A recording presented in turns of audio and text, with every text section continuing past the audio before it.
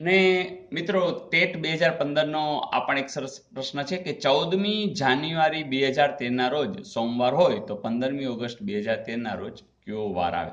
તો મિત્રો તમારી પાસે જે જાણકારી છે એના આધારે જ આ વાત છે. ધારો કે હું તમને એમ કહું કે 1લી તારીખે સોમવાર છે, બરાબર? તો તમને એમ પૂછવામાં આવે કે 8મી એ શું હોય? તો તમે તરત જ કહેશો કે સોમવાર જ હોય. 15મી તારીખે શું હોય? સોમવાર જ હોય. કારણ કે તમને ખબર છે કે આમાં 7 ઉમેરો છો એમ તમને ખબર પડી જાય છે. એટલે કે 1 એટલે સોમવાર. એટલે કે તમે 8 ને ધારો કે તમે 7 વડે ભાગો, બરાબર? તો 7 એકુ 7 એટલે જે શેષ વધી છે એટલે સોમવાર એવું ખબર પડી ગઈ. દાખલા તરીકે કોઈ 16 હોય, અહીંયા 16 તારીખનું પૂછે એટલે તમે શું કરશો? 16 ભાગ્યા 7 કરશો. 7 દુ 14. કેટલા આવ્યા? 2. તો જો આ 1 હોય તો સોમવાર, તો 2 હોય તો શું હોય? મંગળ. બરાબર? તો અહીંયા તમે 7 વડે જે ભાગાકાર કરો છો એના આધારે ખબર પડી જશે.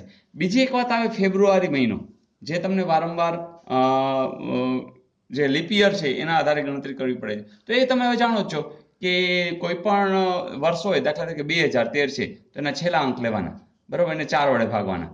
4 તેરી 12. તો નિશેષ છે ના, શેષ વધે છે. તો એનો અર્થ કે અહીંયા કેટલા દિવસ હોય? 28. ધારો કે શેષ વધતો ન હોય, 0 આવતું હોય, તો તમે શું કરો કે એ વર્ષના ફેબ્રુઆરીના દિવસો કેટલા હોય? 29. બસ આટલી માહિતી પૂરતી છે.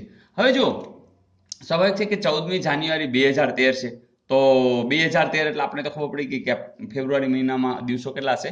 28 હશે. હવે જોતા જઈએ કે જાન્યુઆરીના દિવસો કેટલા છે? 31. એમાંથી આપણે 14મી જાન્યુઆરીથી ગણતરી કરીશી. 13 તો જવા દેશું, તો 8 ને 3, 11 2 ને 1 એટલે 18 દિવસ. એટલે જાન્યુઆરીના કેટલા લેશું? 18 દિવસ. પછી ફેબ્રુઆરીના 28. અહીં આપણે જગ્યાનો ઉપયોગ કરી કે જો જે 18 જાન્યુઆરી, બરાબર, આપણે વાત કરી રહી.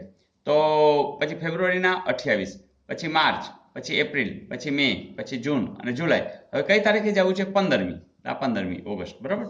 ચાલો સરવાળો કરો. 8 દુ 16, 17, 18, 19, 20 ને 24, 2, 4, 5 ને 3, 8, 17 ને 20 ને 214. ચાલો હવે શું કરવાનું છે કે 214 ને તમે 7 વડે ભાગશો. 7 તેરી 21. ચાલો અહીંયા વિધા 4 ભાગ નથી આવતા, બરાબર? તો એનો અર્થ કે 4 શેષ વધી. ચાલો પેલી 1 હોત તો શું હોત? સોમવાર. 2 હોત તો મંગળ. 3 હોત તો બુધ. અને 4 જ્યારે શેષ વધે છે ત્યારે શું હોય? ગુરુવાર. તો મિત્રો આટલું સહેલું હોય છે.